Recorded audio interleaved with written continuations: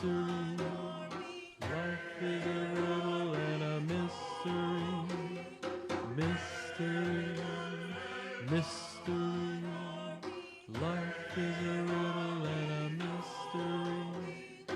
Mystery, mystery. Life is a riddle and a mystery. Mystery, mystery. Life is a riddle and a mystery. Where do we come from? Where are we going? Where do we come from? Where are we going?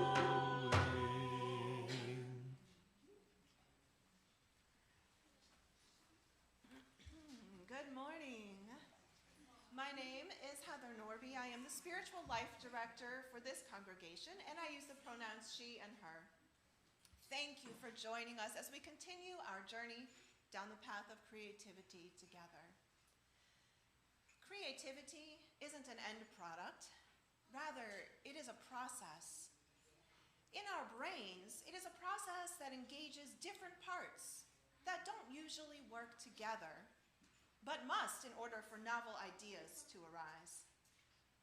Perhaps we can see the building of community as something like this: different parts of humanity coming together under one roof to put our various ideas and perspectives together, nurturing novel, world-changing ideas. If it weren't for this church, those of us who gather here may have never been given this opportunity to work together otherwise. Let us be grateful for our connections and all the possibilities that exist for us to engage in a communal creative process. We are different, yet we work together. Let us be grateful that here in this Unitarian Universalist congregation, we welcome and affirm people from many different spiritual paths, people of many races and ethnicities, humans with different sexual and gender identities, people of all ages, abilities, talents, and skills. Here, we center a creative and radical love for all. We will now light our chalice to create a sacred space for us to worship together. The chalice reminds us of the covenant that binds us together, our 8 UU principles. It also reminds us that we draw wisdom from many sources. One of those is the world's religion. Today, we welcome Daikin Hicks and Betsy Neff from the Zen Buddhist tradition to offer their wisdom so that we may contemplate creativity from another perspective. We light this chalice in honor of your tradition, Daikin and Betsy, and to remind us of the love that draws you all into our circle. Please rise in body or spirit, and let us sing and sign Spirit of Life, hymn number 123. Thank you, Tim.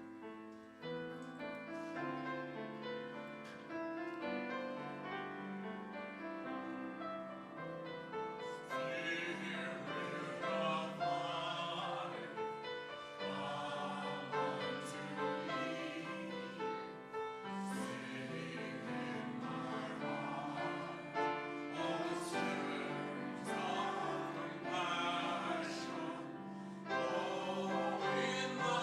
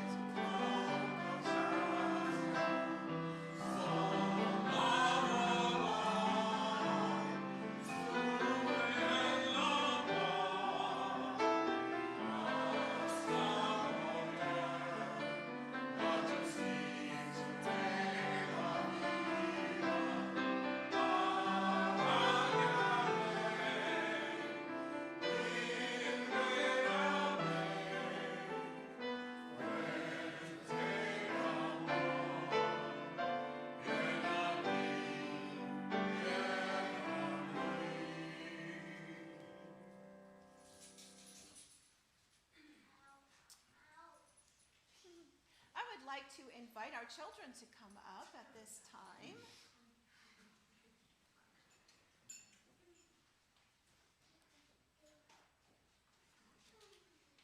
What up, what up? Good morning. That's right, make yourself comfortable.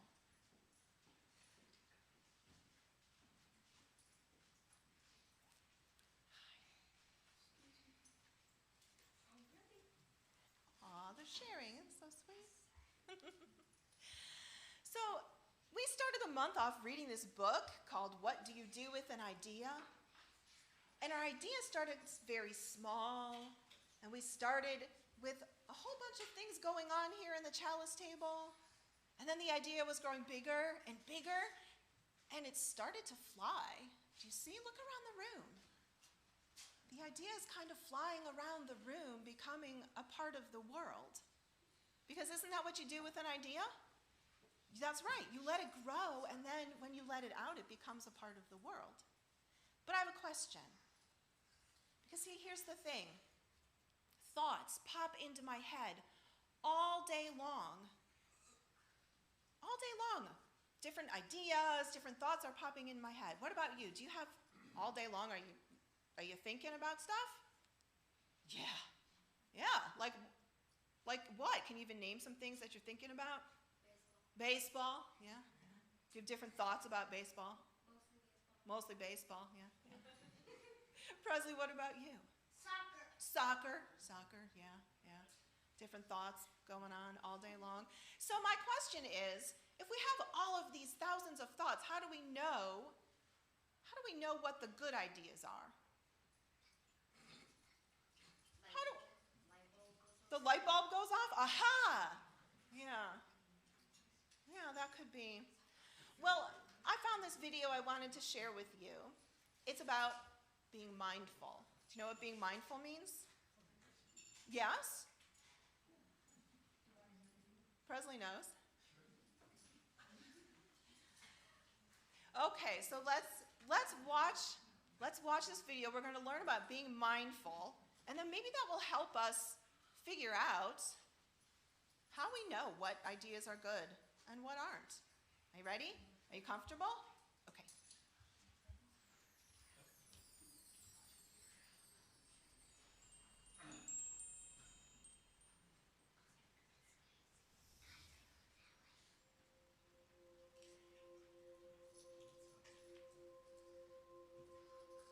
Thought bubbles. This mindfulness practice will help you to control your thoughts. Sit comfortably in your chair or on the floor, whichever your teacher prefers.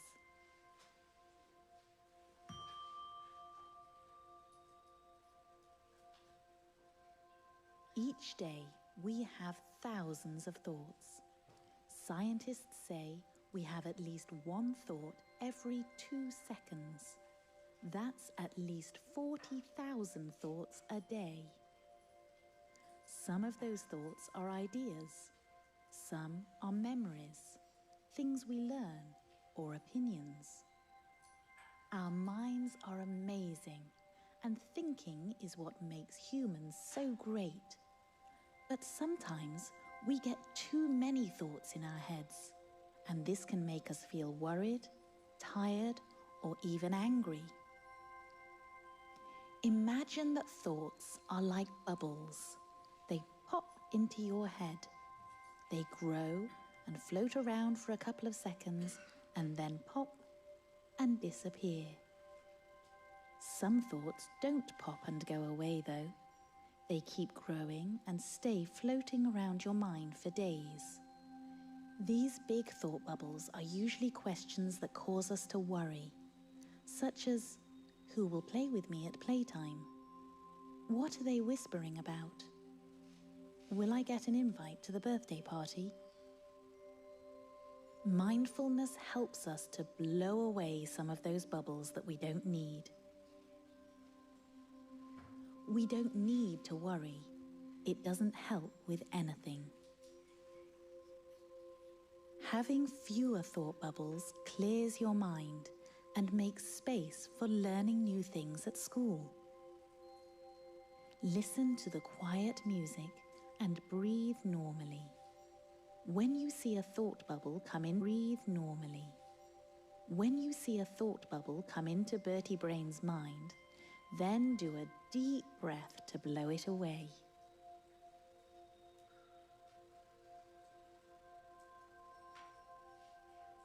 Remember, when we do deep breaths, just your belly should be moving, not your shoulders.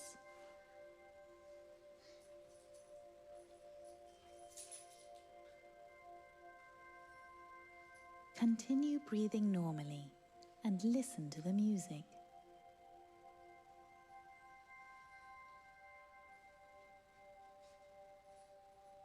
We shouldn't hear your breath because this means you're breathing too quickly.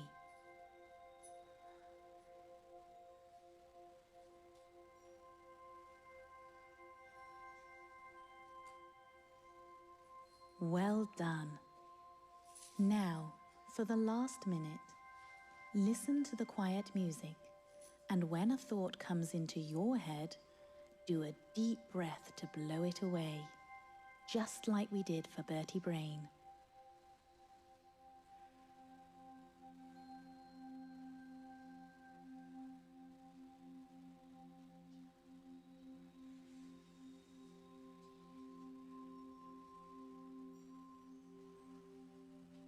It might be a memory or a question that pops into your head. Focus again on the music.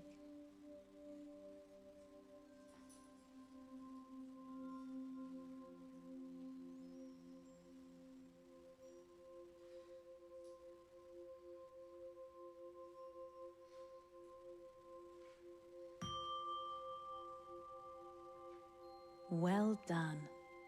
You should now feel more in control of your thoughts. You can do this technique whenever you feel like you have too many thoughts in your head.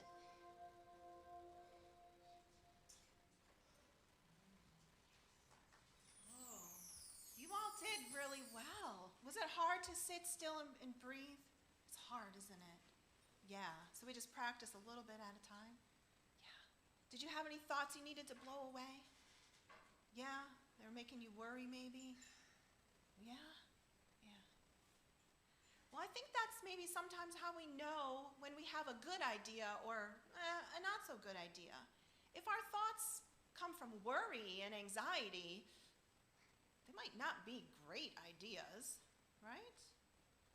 So we're Unitarian Universalists, right? And we have a lot of what? A lot of heart? Yeah. And what's in our hearts? Love, love. So if our ideas come from love, maybe we ought to consider those good ideas. What do you think? Yeah? All right. Well, could you do a kind, loving thing for us now? Can you take up the offering? Oh, thank you. You're all so good. Thank you so much. Presley. It's just Dakota? Presley. Thank you, Presley.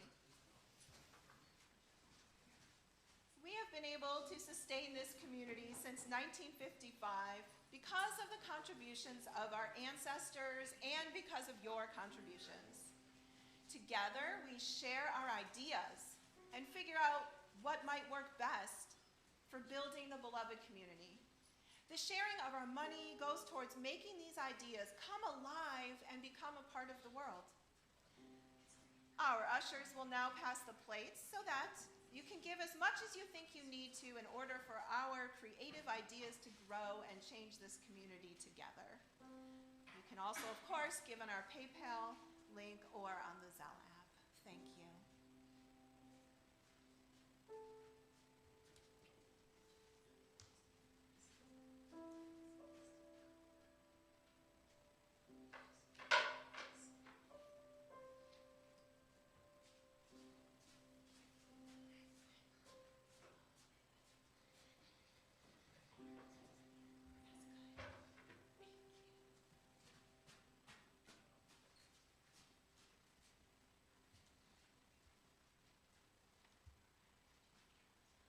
Our mission here at UUCL is love plus connection equals transformation.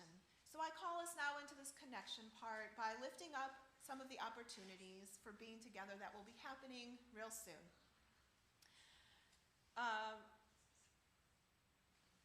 Let's see. This Wednesday, actually, I don't have a program scheduled, so there won't be any gathering in the sanctuary, so enjoy the Wednesday nights. I know I will.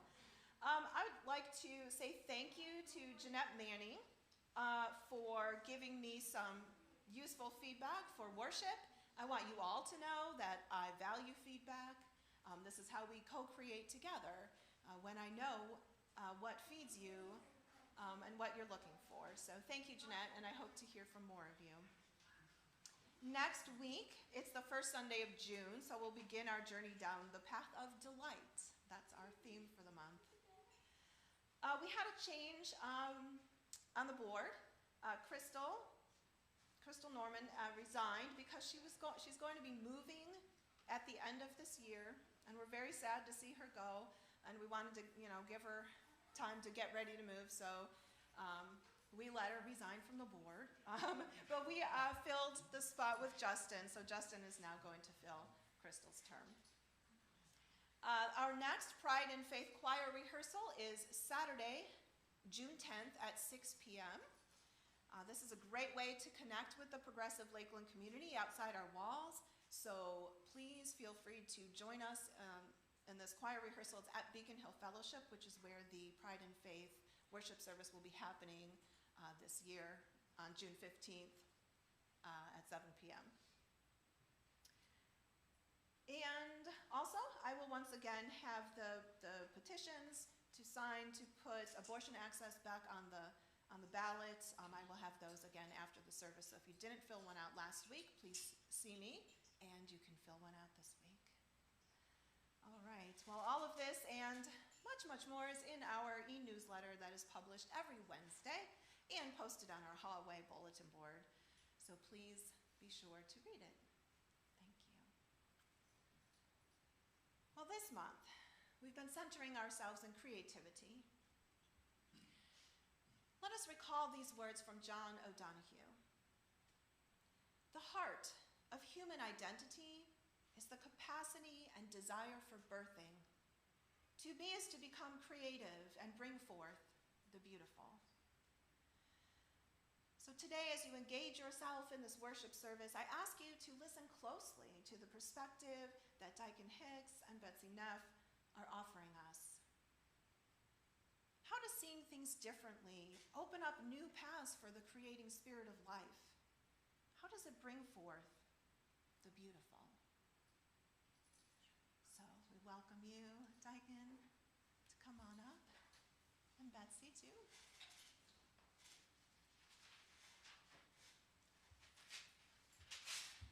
Some of you may know, and some of you may not know, that the Hokori Zen Temple meets here in our social hall. And thank you.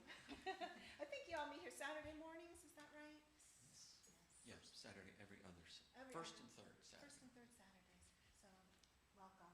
Thank you for being here today.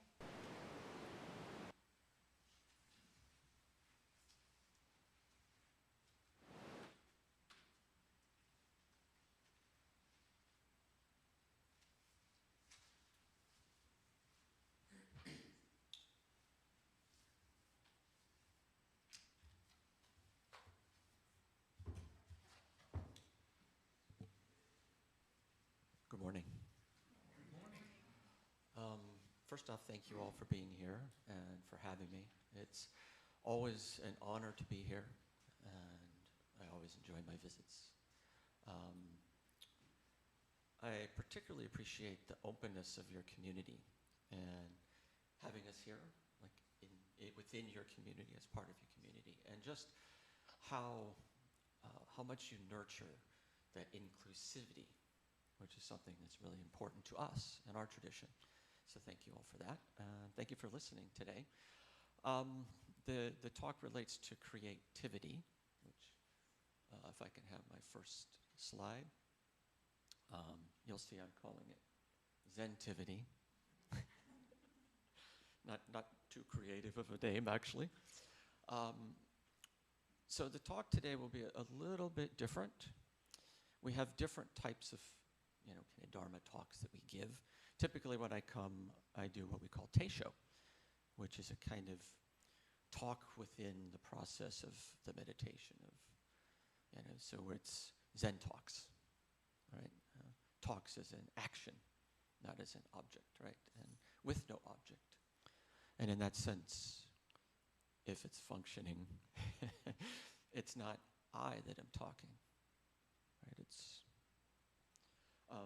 But today will be a little less formal, just given the nature of what I want to share with you. And that is the importance of creativity within our tradition and what that looks like, both in terms of practice, this sort of spiritual, if you will, religious practice, life practice, deep life practice, what that looks like, and also in terms of a more literal rendering of creativity in terms of art. Okay? Before I get into all of that, we're going to do a chant. The chant will be up on the board. You'll notice that there's two sides. We're going to chant the Japanese, and Betsy here is going to help me out. She's going to play. She's one of our drummers. And Betsy's a monk in training. She's going to be ordained in about 2 weeks at our retreat here. So we're all really excited about that. And she's just such an important part of our Zen family here, and important to me. So we're going to chant the Japanese Kanzeon is the first line. I'll just go through it for the pronunciation. Namu Butsu, Yo Butsu U In, Yo Butsu Uen, Buppo So En, Jo Rakoga Jo Chonen Kanzeon, Bonen Kanzeon, Nen Nen Jushin Ki, Nen Nen Fu Ri Shin. And if all else fails, you can, all right, it's really the spirit of our chanting is less about what you're chanting and the so-called meaning of the chant, but the heart, mind that we chant it with. And it's a kind of preparation, just like meditation, just like the beautiful offering with, I love the thought bubbles. It's beautiful. And a great way of kind of looking at these flowers that spring up. So just, vocalize as you wish. And to the right is the translation of each line, but we won't chant that side. We'll just chant the other. And we'll do it about 7 times. Can you make the font bigger?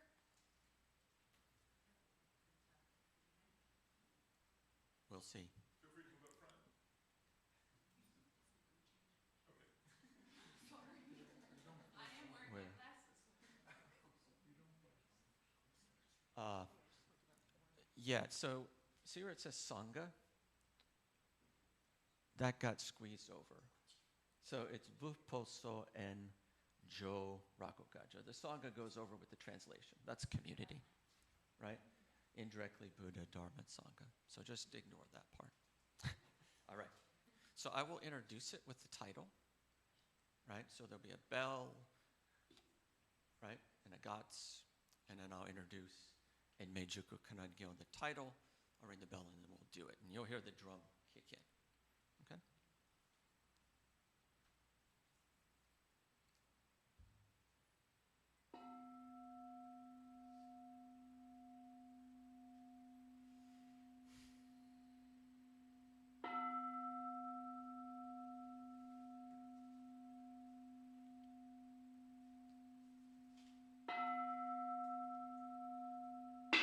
Enmejuku kanangyo kanzeyo namu butsu yo butsu huen yo butsu huen mupo soen jo rakuga jo choren kanzeyon boren kanzeyo nennen jushin ki nennen furishin kanzeyo nabu butsu yo butsu wen yo butsu wen bu po so wen jo raku ga jo choren kanze yon boren kanze yu nen nen jushin ki nen nen furishin kanze yo nabu butsu wen yo butsu wen bu po so wen jo raku ga jo choren kanze yon boren kanze yon nen nen jushin ki nen nen furishin kanze yo nabu butsu wen yo butsu wen bu po so wen yo raku ga jo choren kanze yon boren kanze yon nen nen jushin ki nen nen furishin kanze yo nabu butsu wen yo butsu wen po po so wen yo raku ga jo choren kanze yon boren kanze yo nen nen jushin ki nen nen furishin kanze yo nabu butsu wen yo butsu wen po po so wen yo raku ga jo choren kanze yon boren kanze yon nen nen jushin ki nen nen furishin kanze yo nabu butsu wen yo butsu wen po po so wen yo raku ga jo choren kanze yon boren kanze yon nen nen jushin ki nen nen furishin.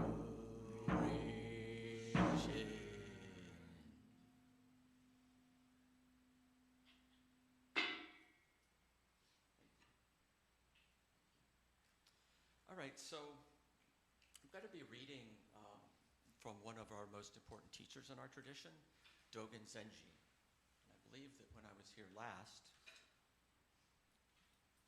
excuse me,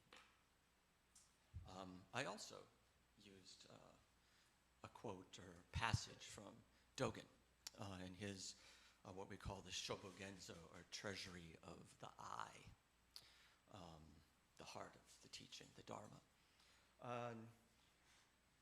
It's fascinating to me, not to go off on a tangent, but that I've really come to appreciate Dogen of late. I often talk with, or start my talk or lead my talk off with a koan, some of the short, pithy Zen stories. But more and more I've been appreciating Dogen, and I feel like it's just taken me many, many years to really appreciate it beyond its beauty. And Dogen was a 13th century Zen monk, teacher, and the founder of the Soto School of Zen, which is our lineage. We trace our lineage back through Soto-shu of Japan. It's like the international headquarters, and all the way back to Dogen. And it's also worth noting that he's one of the few Zen folk through the years that have been recognized as a literary powerhouse, right? There's not too many that, the other Zen folks and sometimes religious thinkers and things appreciate what's offered, but not in a literary sense. Whereas Dogen, even academics in Western thought appreciate his work in the literary sense. He also beautifully and so skillfully expresses what we can't express, right? The inexpressible, but in an expressible way, right? Which points to the creativity aspect of Zen. It's so important in our tradition.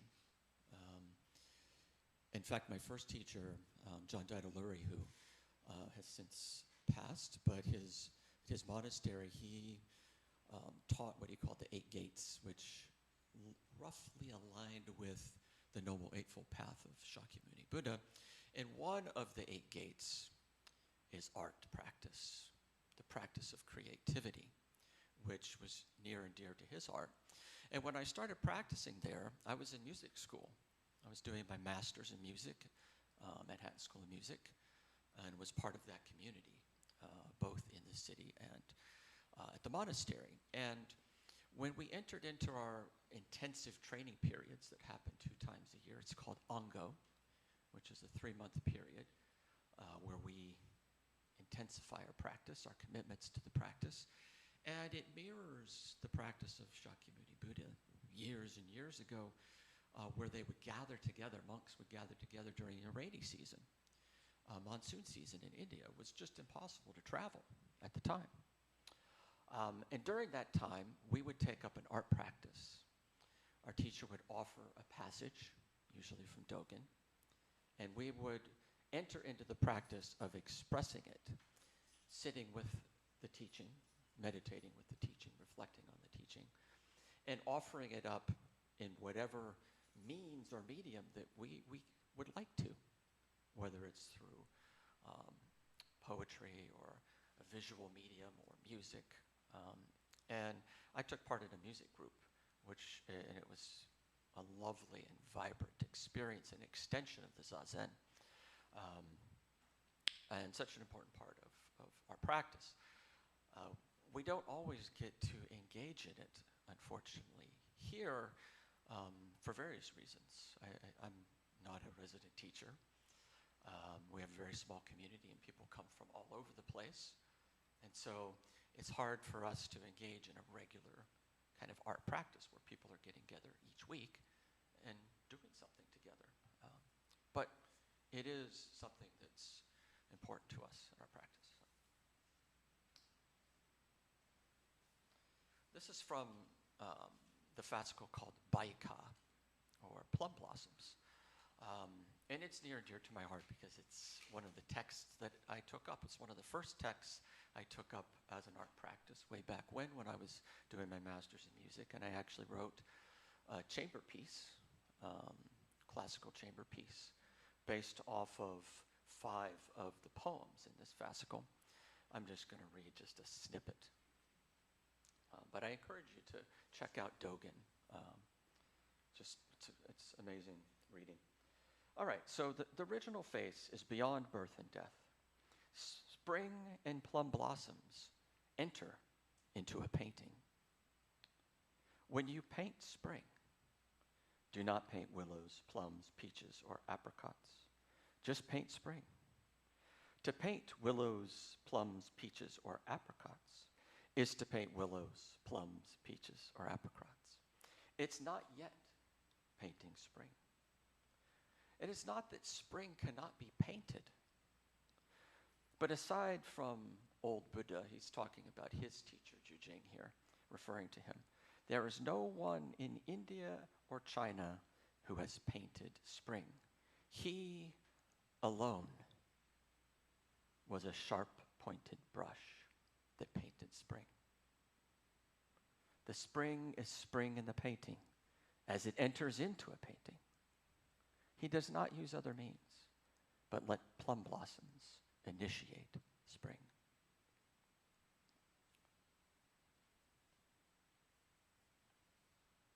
So, oh good, that's what's up. That's what's supposed to be up.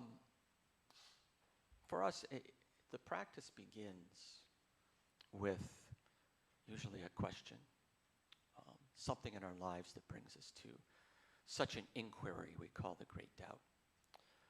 And it's usually questions about important life things. Like, for example, what is it to be alive as a human being in this time, in this place? What is my place in the world? How do I express my deepest heart-mind in everything that I do? And to help accomplish that, we practice Zazen. It's the meditation practice. In a way, Zazen is a meditation practice because it's not meant to be volitional. It's meant to be ultimately unself-conscious in the reflective sense. So just like Zazen talks, right? Zazen, Zazens. It's Zazen that's Zazening, Zazen. And so in the process of Zazen, if we're aware of our Zazen or ourselves doing something, it's not Zazen. Now, oftentimes, obviously, we start with an intentional practice. We must, because that's where we enter in, right? But as time goes and the years go, that drops away. Right? The limitations drop away. All those thought bubbles that we talked about earlier, right? That come and go. And we become less and less inhibited or restrained by them. It's not that there's anything wrong with thoughts, of course, or that we're even trying to control or get rid of them. Actually, it's not possible. It's an exercise in futility because the thoughts are just they're gonna come. Yes, there's periods of time of spaciousness, but then more thoughts come, right? So we're creating more of a spacious room for all to be, okay?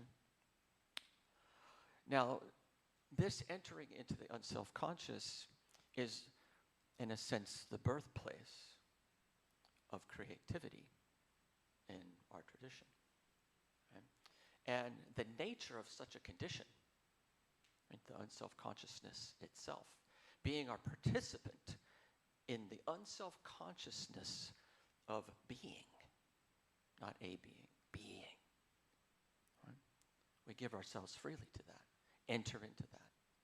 And it allows us to create, to imagine, to intuit in ways that we can't otherwise do. In a sense, as long as we have all these kind of concretized, conditioned and linear ideas, limitations of life, of this moment, of who we are, right? It's very difficult for us to have an authentic expression in terms of art, in terms of the art and creativity of our life. And so we need to practice in a way that we can free ourselves to be creative. And it starts with the zazen for us, and the chanting and the bowing and the practice that we do serves to free us, free our mind, our hearts, so we can be more spontaneous and free. The other aspect of this is what's realized. Right? This short passage that I read is a direct expression of Dogen's practice and realization. It's coming from the depths of his heart, his mind, this moment. It's not separate from him, and he is not separate from the painting. Spring. What is spring? What is Dogen talking about here? Painting spring.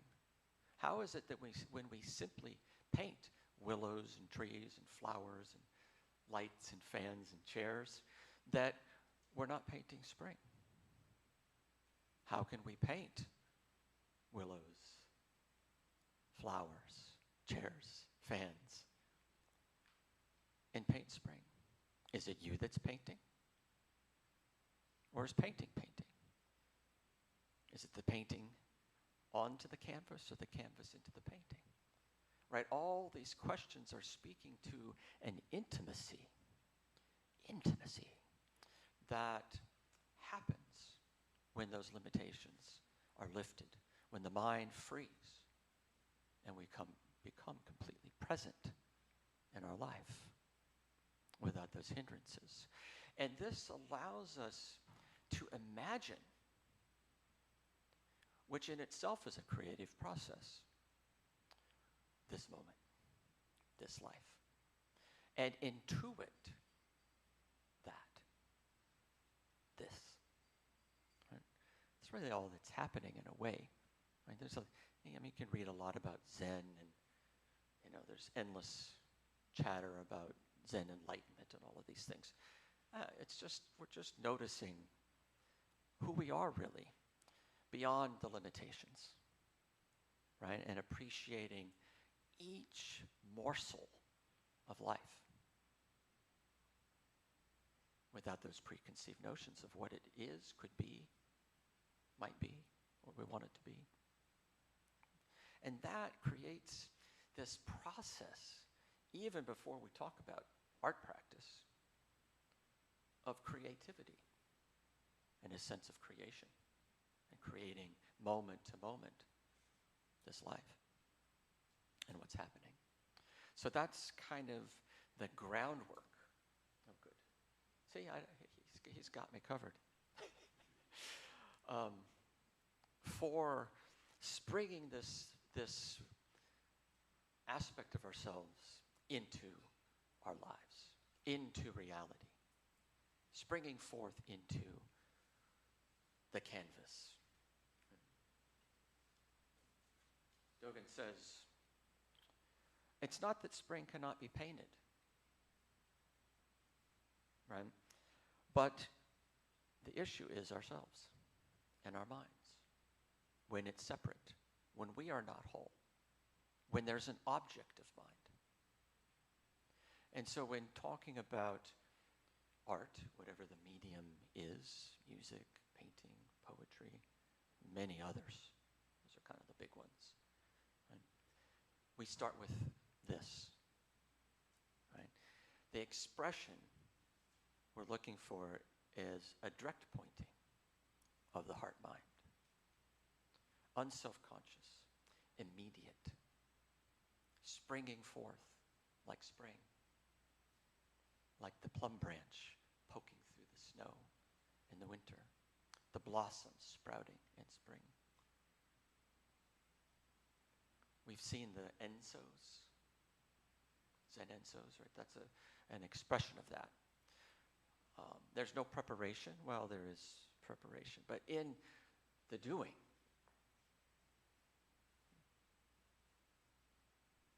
and no expectation of what's to come.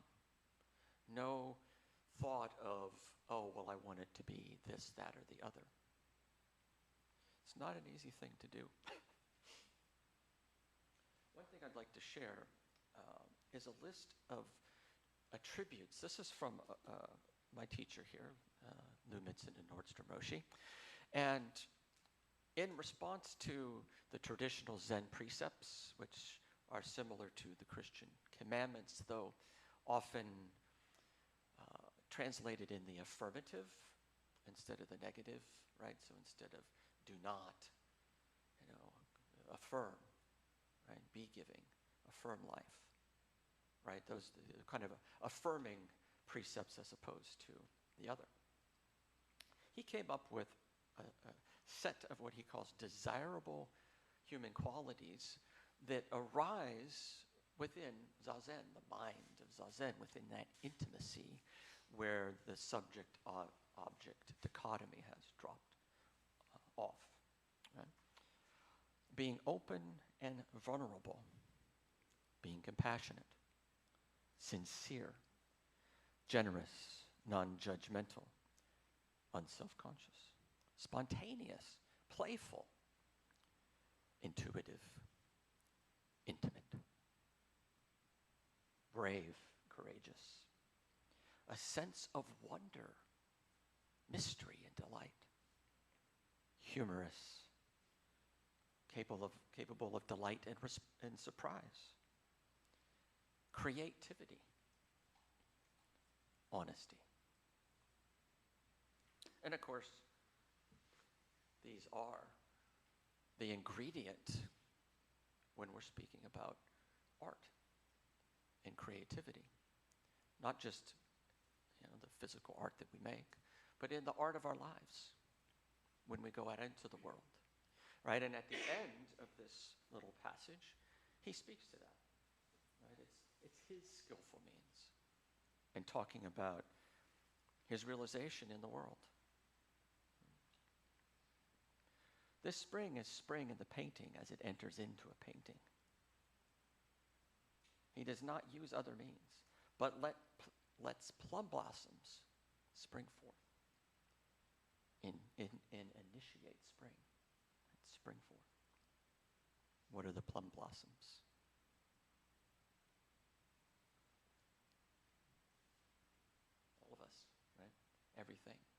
phenomenal world, right? Springing forth. In fact, our tradition, our community is called the White Plum community.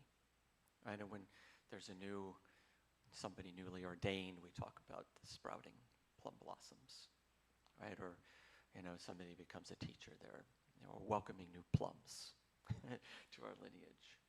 Right? So he's talking about skillful means. He's talking about bringing this practice into our lives, into the world, right? Into the creativity that is this moment.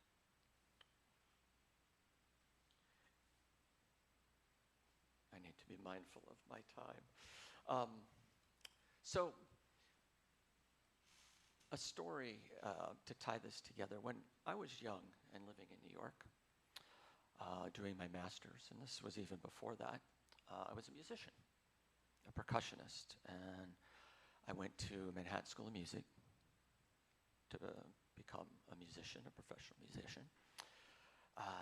And that's about the time I started Zen practice.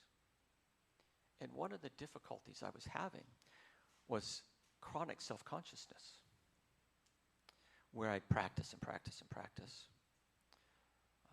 And I was decent. I got into these schools and was progressing.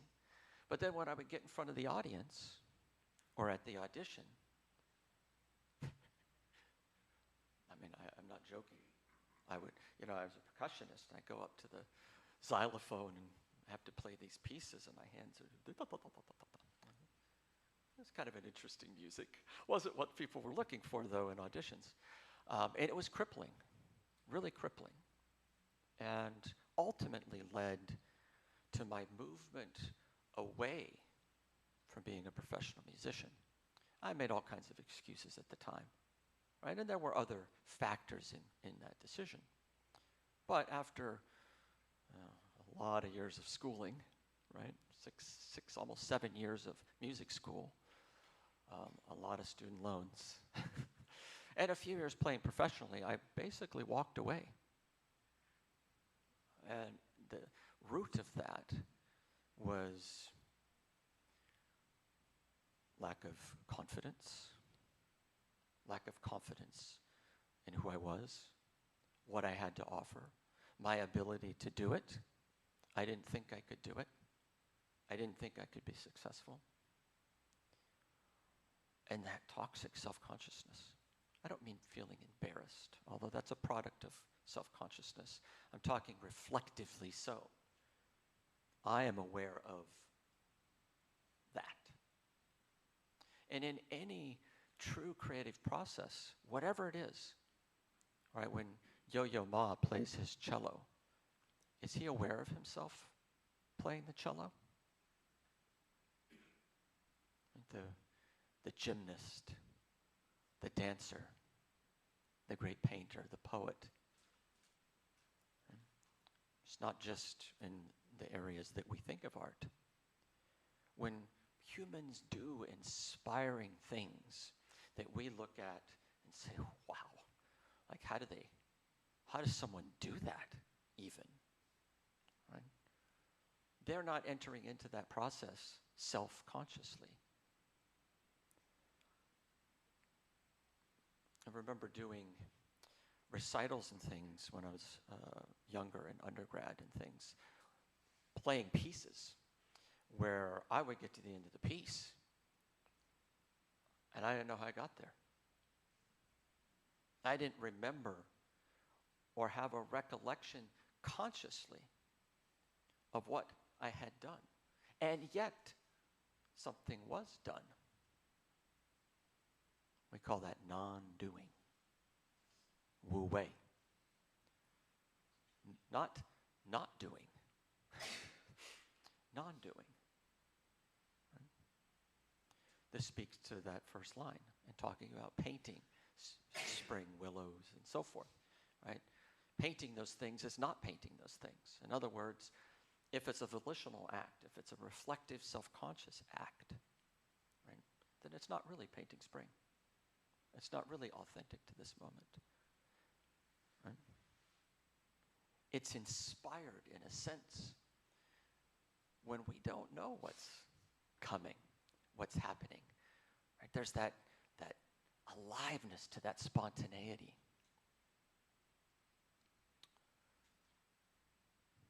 When I first started giving Dharma talks, I was, nervous. And so I'd prepare, and I'd write it all up. And I found that when I got there, having it written, I became more self-conscious.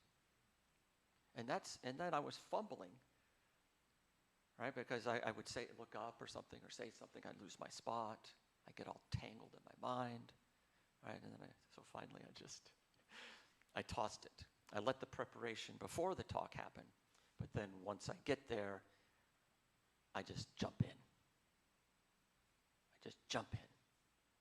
Leap into the moment. Leap into the moment of creativity. So you've seen these lovely paintings with some inspiration. This is from a book called The Art of Now, Practice of Immediacy in the Arts. It was written by one of my other teachers, Nicolene McMahon, who's a Zen teacher in California, and an artist. And it's a beautiful, beautiful book. So I recommend it. I don't usually recommend books, but this is one I do if you're interested in that process of the expressing of the immediacy of this moment beyond our limitations, beyond the conditioned mind, beyond what we want it to be. Right? After years and years and years of Zazen, little by little, that unself-consciousness lessened for me. And there were a few particular moments that I remember that were life-changing in that sense, where all of a sudden I found myself being able to do those things. And not kind of finding oneself doing it is important, because again, it's not something that's conceived in the limited mind or in terms of the self, the limited self. I would find myself, I remember vividly doing an introduction to Zen with a student, and suddenly realizing I didn't know what I was saying. I didn't know who was saying it. I didn't have a sense of, am I doing a good job, or whatever the thoughts were, right? I was simply offering, bowing and serving without that hindrance, and it was a revelation. Now, had I had that revelation 15 to 20 years earlier, maybe I would still be playing music in that way, and I do for fun, but I wanted to share that just because it speaks to how limiting that reflective self-consciousness, the separation that we call separation, can be, and how much it can limit us in all that we do, not just painting and art and music. All right, I need to wind this up, but before I do that, I'd like to welcome Betsy up. She's going to talk a little bit about her experience of art in practice. So, come on up. I think you can just stand it. I am, but I'm going to grab the paintings because Oh, yeah, when I okay. was sitting in the back, I couldn't see them. Want me to hold them up? Oh, that would be lovely. I can, yeah, Block here. your face. Yeah. I guess, yeah, I can. There we go. But your arms are going to get tired. Yeah, that's. Oh, there you go. that's wonderful. All right. Here we go. Okay. Well, my name is Betsy, sometimes Bets, and I've been a Zen practitioner for about 5 years-ish, I think. And like Daikin said, I'll be ordained in a couple of weeks. I will be as bald as him, so when you see me, don't freak out. I'm looking forward to it. God, no hair maintenance. It sounds lovely. But as far as the art goes, I was an artist before I started Zazen, but I always was extremely self-conscious about it being good enough. Is it going to sell? And I have many artist friends, including my great aunt who recently passed, was a professional in watercolor. And every year she would go to these, world traveling, showing art. If it didn't sell, she would literally burn it every year. She would have a burning. It was a failure to her. And I was like, my gosh, that is sad. That is damaging. And she was a great artist. She did really well. But I'm thinking that's what she put on herself as far as this is good or it's not. She left that in the hands of somebody else. And I thought that was always tragic. And I'm like, I don't want to do art that way. And I definitely don't do art for a profession. It's just, something I do that I enjoy. But I had a lot of roadblocks, personal roadblocks. I was the queen of negative self-talk. Well, you can't draw. And that is abundantly true. I cannot draw. If I wanted to put effort to it and work at it, I'm sure I could get better. But I don't want to. I would rather do abstract art. And I think you actually recommended it to say, why don't you try sitting before you paint? And I'm like, that ought to be interesting. Let's try that.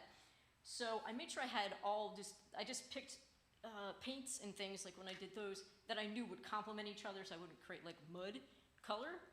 And so then I just sat and, got into my breathing and just, the thoughts do come up. This is going to be a failure. Okay. You just acknowledge the thought and let it go. You can't stop it, really. It's there, but I forget who said it, but we say let thoughts come and go, just don't serve them tea. So don't entertain them. It's going to come, but don't let it stick with you too much. And that takes a lot of practice. It's not easy. But after that sitting, and then going to the artboard, I would sometimes even keep my eyes in the gaze of meditation, which is almost, you're just seeing out of the bottom of your eye. It was almost like painting blind, and I'm like, oh God, this is gonna be fun. And it was actually excited, because I'm like, I don't know what's gonna come out. And I've got different brushes, and I would go to the dollar store and just pick out random items that just look like they would make a neat texture, and just put them all in front of me. Dip this, scrape, wipe, throw, flick, and just go for it. Without judgment of the product. Whatever the product is, whatever results.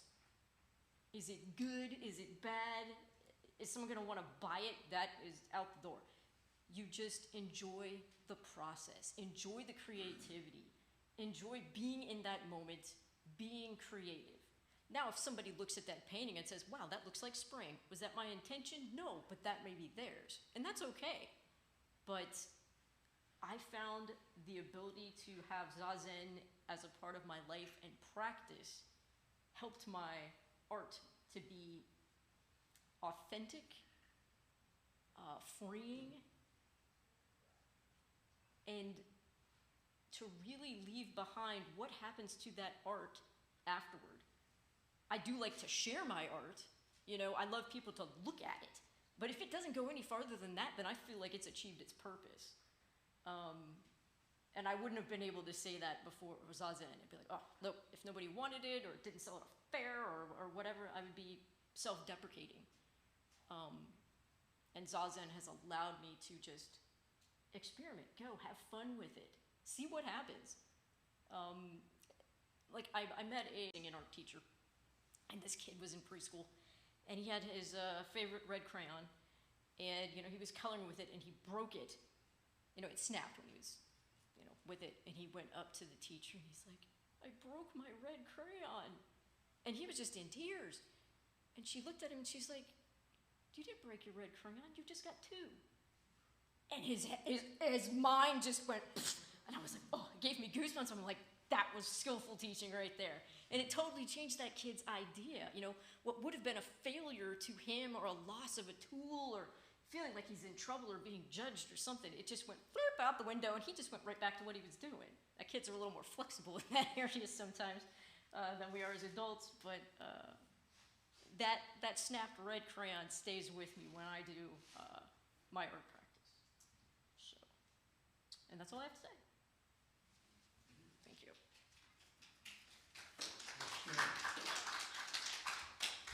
All right, so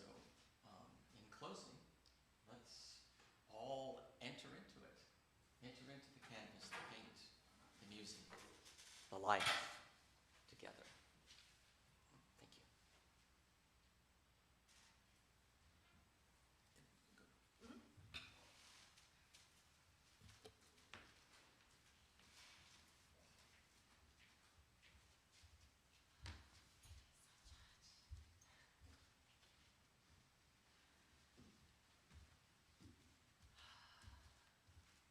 Well, that was delightful.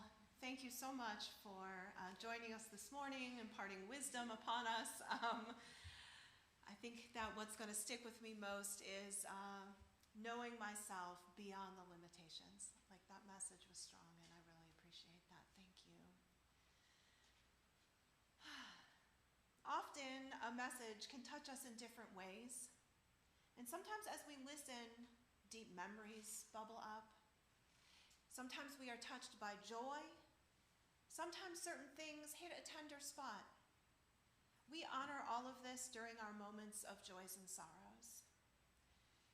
It is a time to contemplate what came up for us during the message and to keep these things close or to let them go by dropping stones into the water during our ritual of joys and sorrows. So I will invite you up now to drop stones into our bowl of water and to meditate a little bit on what you heard today. And Adam will play some music for us. You're invited to come up now. Thank you.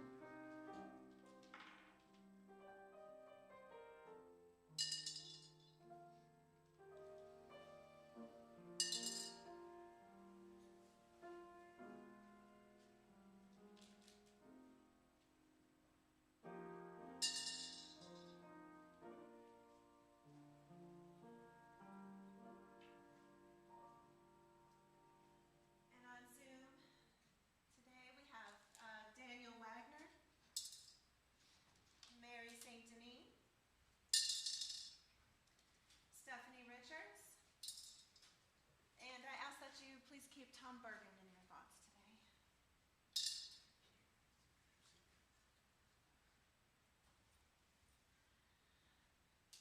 Well, thank you to everyone who contributes their creative spirits to this church. Tim, would you please come forward and extinguish the chalice for us while we say the chalice extinguishing words together? We extinguish this chalice